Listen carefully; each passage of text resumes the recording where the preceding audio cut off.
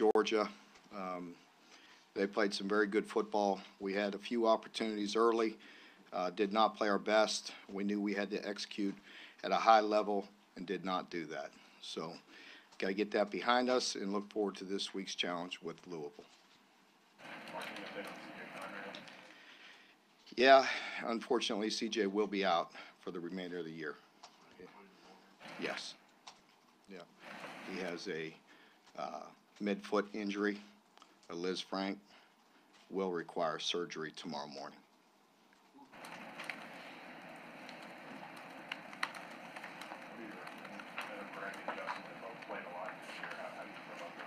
We feel good. Unfortunately, Justin got hurt in the game too. He's in a boot. He has an ankle injury as well. So, and Greg is he's played in a cast on one wrist for about 2 or 3 weeks, and then the last couple of weeks he's been in the other wrist, has been in a cast during practice. So hopefully he'll be healthy this week. I think Nick Haynes was at an 89. Is he an option now at tight end? No, we would try it. We tried it just a little bit for field goal and a few certain things, but we'll move him back inside. Mark, injuries are part of the game. You had a couple of unfortunate ones at the beginning of the year, but you've gotten through the rest of the year in fairly decent shape. Mm-hmm. What relationship and interaction do you have with the medical staff, the strength and conditioning guys, the diet and nutrition people? How much have they played into the success of the program? Oh, they're a major part of it. Jim Matalino does a great job, and his staff, and of course all the doctors, Dr. Johnson and his crew. They're phenomenal. But we see those guys often. Jim comes up every day and gives us the injury report and does a wonderful job. And of course our strength and conditioning people do as well. How is Louisville different than they were last year?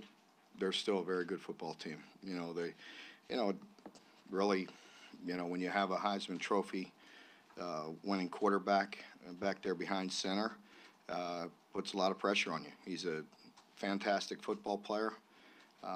He creates plays all over the place. He's a dynamic guy. He does a very good job. I think he's throwing the ball.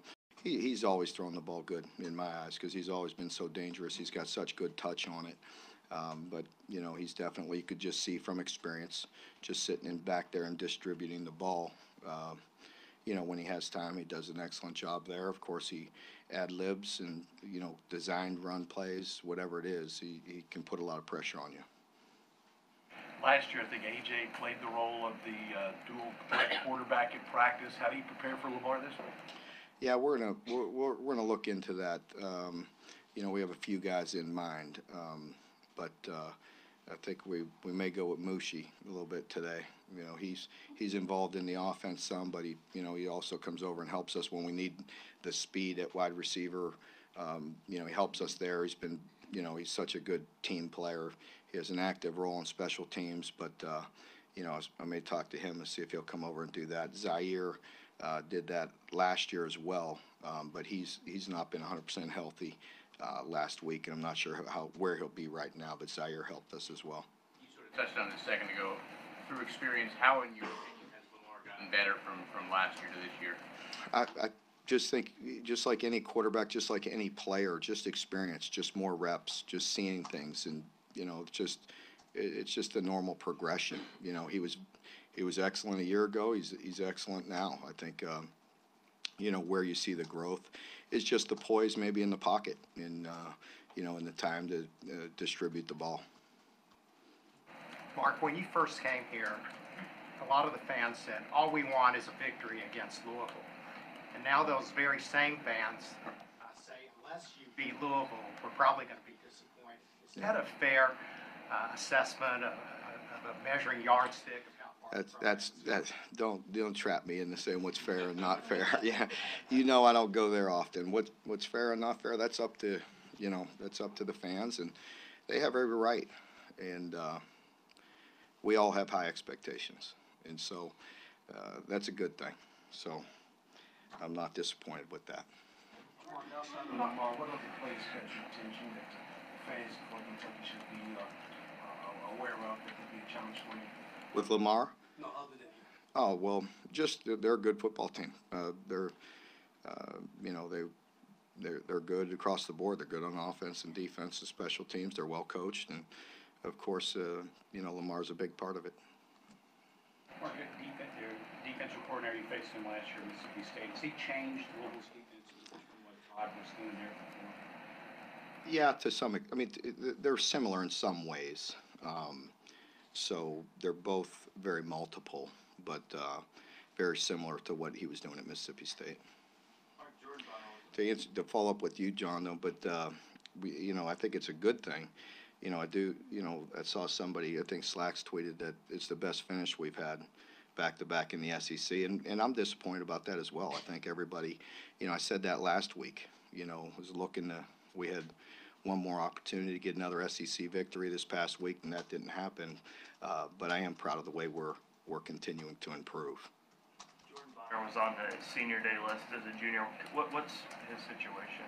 Yeah, Jordan's done. He's medicaled at this point. Yeah. Last year, Marcus McWilson came on at the end of the year, and he was one of those guys you wish you could have redshirted, but he had to play right away. Is that the case for some of the seniors this year? Yeah, I think so. I mean, you could, you know, you always look at those guys, and if you know, you see a senior that's a true senior, you obviously wish they could come back and play another year. I think, you know, maybe Charles Walker's a guy that jumps out at you right away. But anybody that has some eligibility, of course, we'd like to have him back. But, yeah, I think Marcus is definitely one of those guys that I just think he had so much more football ahead of him. And I think, you know, in the right situation, even in the NFL, and, you know, if he can continue to hang around and get an option, I think he's a guy that could play some more. And, you know, we'd certainly like to have Charles back, that's for sure.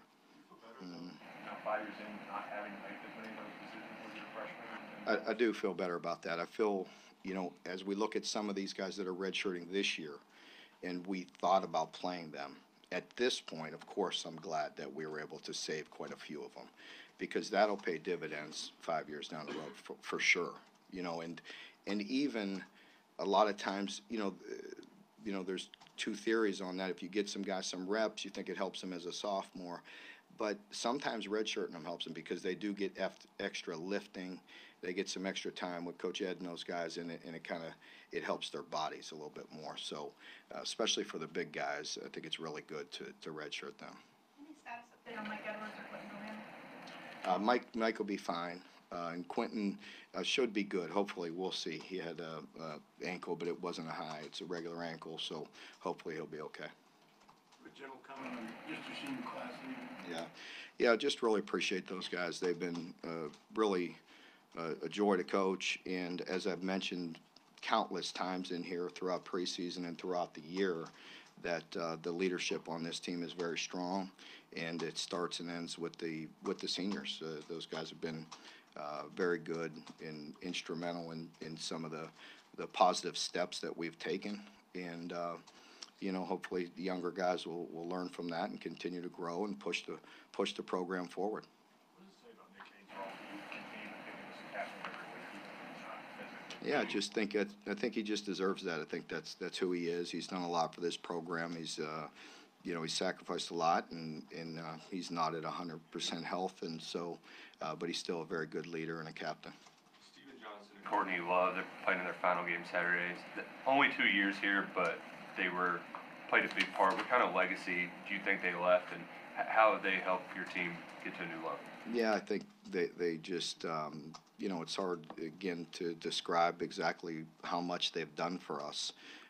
They've both been such great leaders and very impactful and, you know, very good football players, but more importantly, what they do off the field has probably been their most significant contribution, because they're both just really special people. What's the main thing you guys want to do? How do you get a lot since his career here? Yeah, I don't want to, you know, get into the what ifs with that. You know, it is what it is. So anytime, you know, anybody didn't reach their goals as a coach, you always wish you could do, you know, as much as you can for any individual. This game do for the vibe of the program, win or lose, either way, especially now that it's at the end of the season. That, you get a couple weeks, you have to mull on it, before you get another game. Well, it's losses are difficult, at any time. And so anytime you're playing a game on the last game of the year, sure, it's important. I think it's big because it's important to our players, it's important to our fan base, and it's a rivalry game, and there's a lot at stake. 8 wins, I don't think has been done in 33 years. That means something to me. I think, as I've mentioned in here many times, you keep on trying to knock down as many doors as you can, and the fact that we had, back-to-back 500 wins in the SEC is, again, we want more. It's easy to look back and get the what-ifs. That's human nature, I understand that. But I am proud of some of the things we've done, and getting 8 wins is another step forward. Coached a player like Steven Johnson who came from relative obscurity and has exploded to be the face of a program?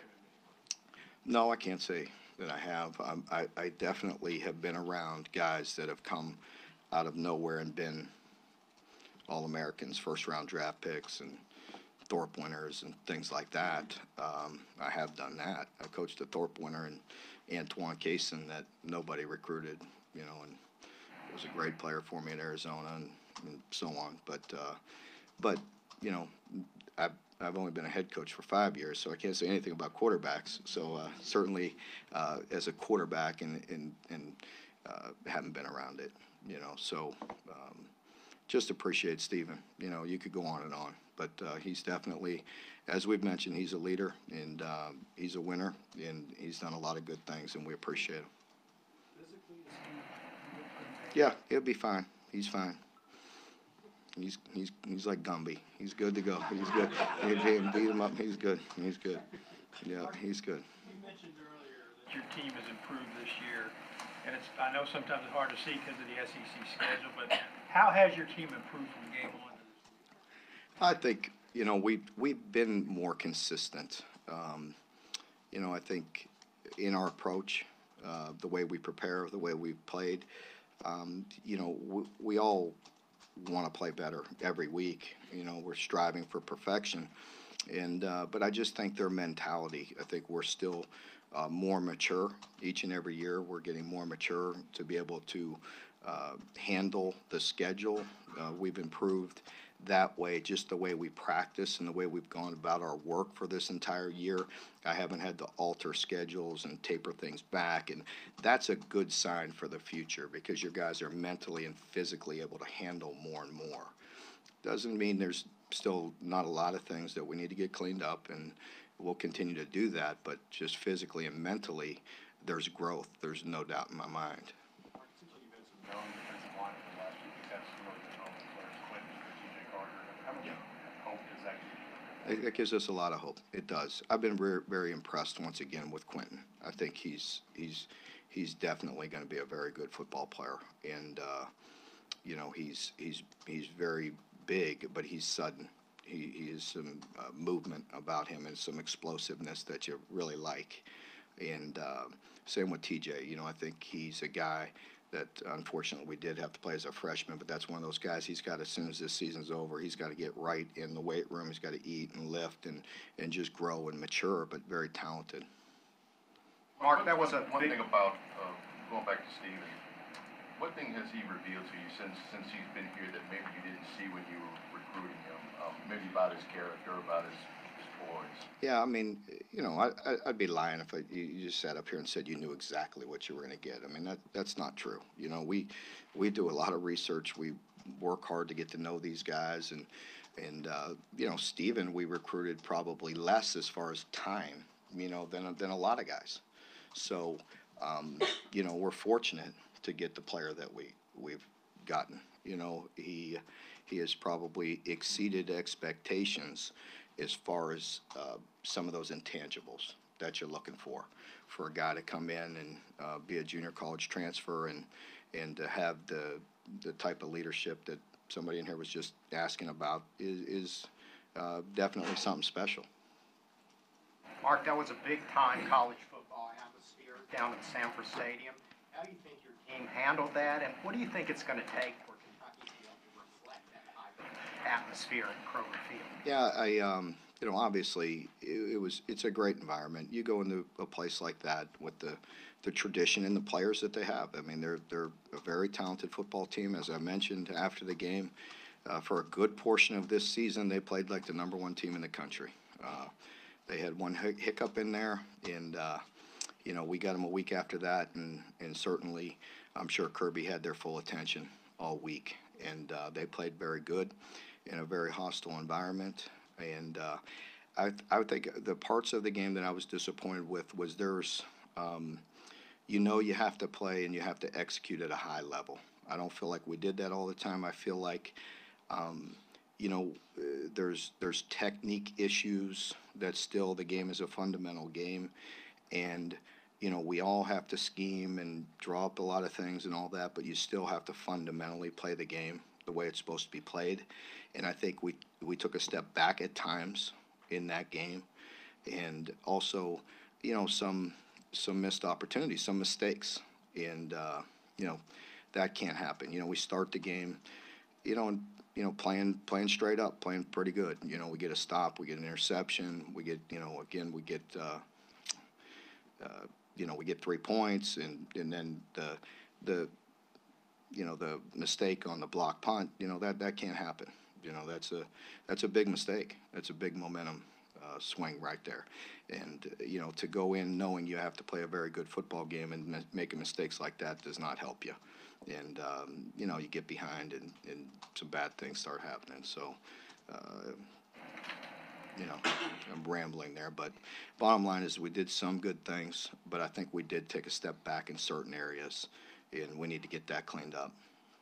So you can't let one loss turn into two. You've won after 3 losses this year. How is your team able to bounce back so well? Yeah, I don't think that'll be an issue with this team. I really don't. We've never just shelved a game. We don't do that. We're going to be held accountable, and everybody's going to look at this all together, the good and the bad. And, you know, we'll do that again today, but we will do it rather quickly and move on, because we're able to do that. You know, everybody can take their mistakes by group. We'll look at it, we'll view the film, but we'll move on pretty quickly and get on to Louisville. And I don't anticipate at all that there would be any kind of fog or hangover or anything with this team, just because that's the way we've responded all year. Around football, your years around football, how often have you run into a double barrel attack like Chubb and Michelle? And not the rankings mean a lot, but Michelle came in the higher ranked guy. Well, and Swift and the number 7s. I mean, they're I don't know. I mean, you know, I'm not. You asked me. I'm not sure. I don't want to just make an outlandish statement, but I don't know if I've played, you know, more talented group of running backs. I don't know. I can't recall. Let's put it that way. They are exceptional players, and they played very well, and they complement each other very well. So it's. Yeah, we made a couple. You know, we got beat on some balls that we couldn't. But again, I think you know, you have to credit Georgia and what they do with the stress that they put on you with that run game and off their pinch sets and some of the, you know, play action and things they do off of that. It's very tough. You know, it is. It's difficult, and certainly we could do some things better. And you know, but they put you in some binds. You know, to win some one-on-ones against some very talented guys.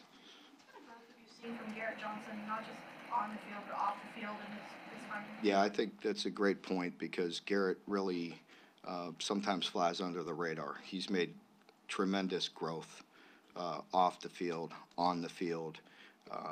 You know, I really appreciate Garrett and the way he's gone about his business.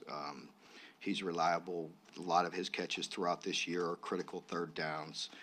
He still can make explosive plays, and he's been steady. He's really taken a lot of steps to be a leader in the wide receiver room, and I've just been impressed with him, and I really appreciate him. And he does fly under the radar sometimes because he's a very good football player. Louisville has a lot of young young, talented receivers. How do they stack up against guys y'all played earlier this year? Pardon me? With Louisville's wideouts? Yeah. How do their wideouts compare to other competition? Yeah, I mean, like a lot of the guys we've played, very very good and explosive and can make plays, just like most guys, most teams we've played. So it would be much the same. Well, it's the time of year when you have your in-state rivals, your Baltimore rivals. This particular round with Louisville, would you like to see it move back to the beginning of the season? Are you okay with the advanced schedule as it is? I know you don't like to get. I really don't even get involved. I put zero thought in that, so I don't really even care to comment on it because I really haven't thought about it. It is what it is. You know, that's above my pay grade. Mark, you obviously had an early relationship with Russ East when he was in high school. What did you see from him then, and as he's played as a true freshman? Yeah, he stepped in and played when their corner, number 10, got hurt. And, so, he's done a nice job. But I don't think there's any doubt they're glad number 10's back healthy. Louisville last year with a deep ball, and it seems like teams have really worked the scheming to take that away from you this year. Pardon me? You heard Louisville last year with a deep ball. You see teams really scheming to take that away from you more this year? Yeah, and we've missed, we still, need to try to connect on some. We really do. It was nice to see Blake catch one explosive play this past week, but they have. I think when you take when you're running the ball like we do, that's what you want to do. You want to run and take your shots down the field, and they've been cutting them off and playing them much better. Yes. As far as the Heisman Trophy goes, do you see Lamar as one of those guys who's deserving of being there again? Without a doubt. Without a doubt. I said it in here in my Monday press conference last year that I thought he was the best player in the country. And certainly I don't watch everybody all the time. And I know there's some guys playing some exceptional football, but he absolutely should be in New York because you'd be hard-pressed to find a more talented guy than him. Coach, you mentioned that the recovery time after a loss is faster. The guys are taking that look at film and what they did wrong and do it better. Do you think that is something that's just they have to do it, so they're doing it, or have they grown in that area throughout this year? As far as putting losses behind us, but is that yeah, like you mentioned that, for instance, this week you have to get in there, look at film, what you did bad, what you did good, and move on. Yeah, I think our players, like most, you're constantly learning. We that's why you can never just put one on the shelf. There's you learn with every opportunity, and I think our players, our football IQ is improving, but it needs to be higher. And that's what we constantly try to emphasize and watch on film and just continue to grow and understand all situations. And, again, you hear me talk about it. The game is difficult sometimes when you play people. The matchups are tough. You understand the conflict you're in. You're going to win some, you're going to lose some one-on-one battles, and you understand that. But then there's some things that you can't take a step back on, with football IQ and understanding a lot of different situations, and that's where the teaching and the coaching just never stops. Did you see from Benny as far as yards after contact in that game? Eddie said it was pretty. I saw a lot of tough yards. I really did. You have to admire how hard he is running the football, and he ran the ball, and he has been running the ball like those yards are personal to him, and I appreciate that about Benny. He's been getting some tough yards, and he'll be the first one to tell you that obviously he's getting some good O-line play and tight end play and so on, but he's also running exceptionally hard. Last year's win over Louisville gave you a lot of momentum going into the offseason. How important is it to recapture that for another year? It's important. I mean, the last game of the year is important against our rivals. Yesterday's their long days, long weeks after a loss. Nobody likes to lose, and the fact that there's a long time in between our bowl game and this game, it's important. It's important to our fan base. Again, y'all have heard me say that every time I've spoke to you since I arrived on campus. I didn't deny that this was an important game. How does Thanksgiving go for Go ahead. Go. kind of plan on doing? Yeah, we've had the same routine for a while. We have a normal Monday, normal Tuesday, normal Wednesday. Our players go to our coach's house, each position coach for Thanksgiving dinner on Wednesday night and spend time with their families. And then Thursday, after we're done with practice, we have a big Thanksgiving dinner together as a team and a coaching staff. And then they'll get done a bit earlier than normal on that Thursday, and then they could go home and sleep it off, or they could go back to one of their coaches' houses and eat again. So the good news is we come back Friday and have a run through, so we could run some of that off. But yeah. All right. Thank you.